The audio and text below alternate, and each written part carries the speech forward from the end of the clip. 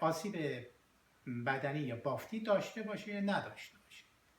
دردها علی‌القاعده به دو دسته کلی تقسیم میشن.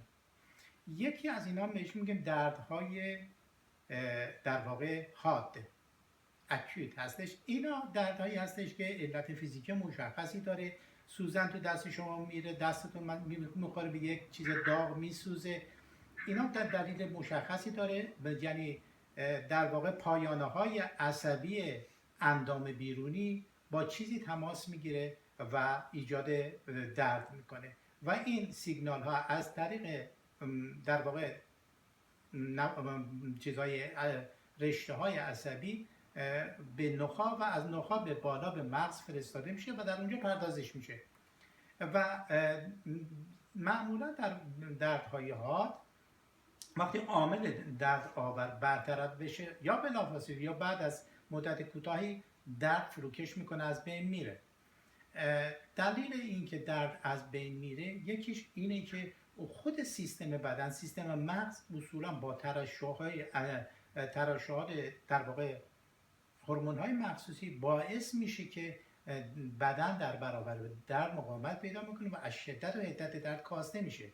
یکی از هورمون‌هایی که به صورت کلی از سیستم اعصاب بدن ترشح میشه و در کاهش درد، در تحمل درد تاثیرداری هورمونی به نام اندروفین هستش که اندروفین باعث کاهش درد میشه. ولی دردهای مزمن، اون چیزی که ما اصطلاحاً بهش میگیم کرونیک، اینها دردهایی هستن که یک زمانی ممکن بود که علل فیزیکی بافتی داشته باشن ولی الان شاید نداشته باشن. میبینیم که فرض بگیریم که یک آدم یک حادثی برش پیش میاد، یه جراحتی برمیداره یا یه جراحی انجام میده، بعد از 5-6 ماه میبینیم که درد وجود داره و مرتب میره و برمیگرده. شما دردهایی که معمولا از 6 ماه طولانی تر بشن، اینا دیگه تحت این مقوله درد قرار میگیرن و در بسیار مواقع اصولا درد علتش معلوم نیست. علتش میتونه خیلی چیزا باشه در دردهای مزمن و درد مزمن علالقاعده یک درد نیست، یک نوع بیماری محسوب میشه.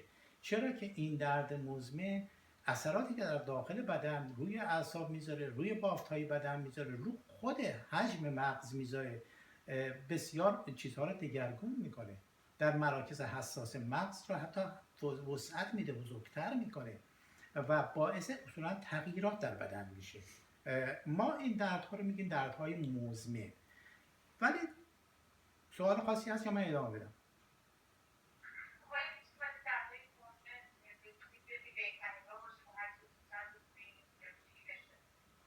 بله، ببینید عرض کردم در این زمینه ما این دردها دو تا مقوله کلی هستش که ما اشاره کردیم. دردهای مزمن اون چیزی هستش که معمولا درد علت فیزیکیش عمدتاً از بین رفته. اون چی که به جا مونده ازش یک سری خاطرات، تجربیات، احساسها هستش که اون درد رو بازسازی میکنه، باز تولید میکنه برای آدم. یک آدمی که میبینی یه جراحی مثلا کمر کرده، بافتا خوب شده، استخونا درست شده، اعصاب درست شده، توی عکس برداری، تو MRI، تو هیچ چیزی دکترها میگن شما سالمی، هیچ مشکلی نداره، ولی این درد داره، این داره رنج میبره. یا کسی که مثلا سردردهای به خصوص داره، مثل سردرد میگرن داره، خب این وقتی میره پیش دکتر نمیدونن علت چی هستش. خب میگرنه، بله مشخصه که به جهت اینکه مسائل خاصی باعث میشه رگ‌های در واقع سطحی زیر پوست پیشونی یا سر یهو منقبض میشه و یهو منبسط میشه و این باعث دردهای بسیار شدیدی میکنه که معمولا دردهای میگرن البته معمولا در یک طرف مغز قرار داره، دردهای دیگه هستن که پخش هستن در کل دور سر وجود داره، ولی علت فیزیکی مشخصی رو شما نمیتونید پیگیری. در اینجاست که علل دیگه وجود داره، احساسهای دردناکی وجود داره که ما اگر فرصت بکنیم به اونها اشاره خواهیم کرد که اینها هستن که درد رو برای ما باز تولید میکنن و یکی از راهایی که ما میتونیم درد رو کاهش بدیم در خودمون همینه که به درد گوش ندیم، ما تابع درد نباشیم. کار بسیار سختیه ولی باید یاد بگیریم. راههایی وجود داره که ما به درد گوش نمیدیم، ما اجازه میدیم درد به ما گوش بکنه، ما دنبال درد نمیریم و اجازه میدیم که زیاد به درد فکر نکنیم، حواسمون رو از درد پرت میکنیم، به چیزهای خوب فکر میکنیم، به فعالیت‌های دیگه میپردازیم که درد رو در واقع عمدن به فراموشی بسپاریم. در این حالتی که درد از شدت و حدتش کاسته میشه. راه‌های متعددی وجود داره، تکنیک‌هایی وجود داره که میشه این کار رو انجام داد. یکی از این کارهایی که ما امروز به روش متمرکز خواهیم بود همین مسئله ضربه درمانی یا EFT هستش که بعداً بهش اشاره خواهم کرد. ولی ما نباید فراموش کنیم وقتی درد مزمن به وجود میاد، دردی هست که تمام سیستم زندگی ما رو به هم میریزه و ما در واقع به ما علامت این رو میده که یه کاری برام بکن. چه درد مزمن میتونه انقدر آدم به خاطر اجتناب از درد به قدری کند بشه، حرکاتش کند بشه که خشکی در تمام عضلات و در واقع مفاصلش ایجاد بکنه. این میتونه اصلا سیستم دفاعی بدن ما رو کاهش بده. خانم شما هر زمانی که احساس کردی که میخواین حرف بزنید بگید، من بقیه حرفامو نگه میدارم. درد مزمن میتونه در ما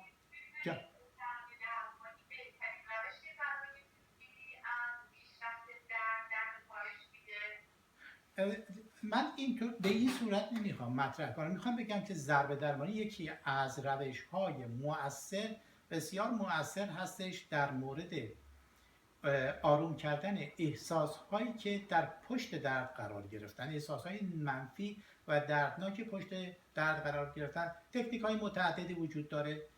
فرض بگیریم رفتار درمانی هستش که میتونه از طریق شرطی سازی مسائل مختلفی که موجب درد شده با شرطی سازی های معکوس سعی میکنه اون عامل و اون ارتباط شرطی رو از بین ببرن.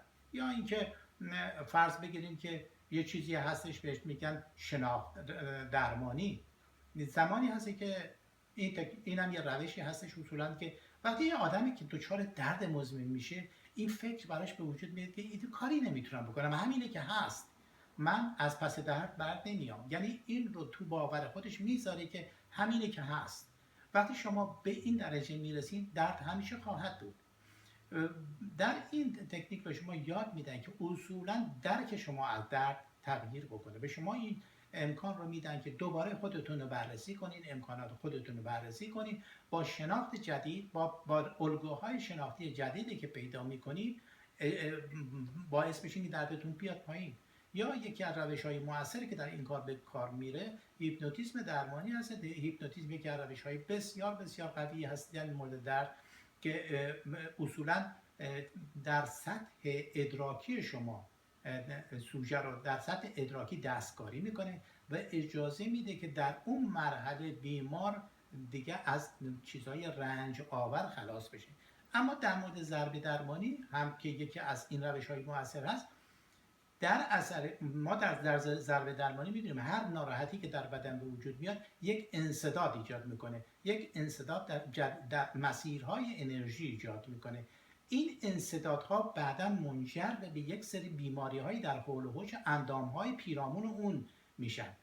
شما در ضربه درمانی که اصولا فلسفهش با طب سوزنی که قدمت فرض بگیریم 5000 ساله داره و با تکنولوژی جدیدتر و با اصولا دانش جدید شناخت درمانی، این دوتا با هم کار میکنه و اجازه میدن که احساسهایی که باز تولید کننده درد هستن از بین برن یا بسیار کاهش پیدا کنن.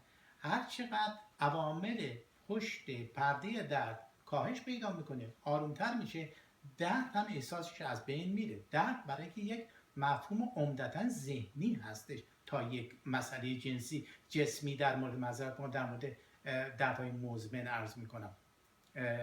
میتونم بیشتر توضیح بدم در این مرحله؟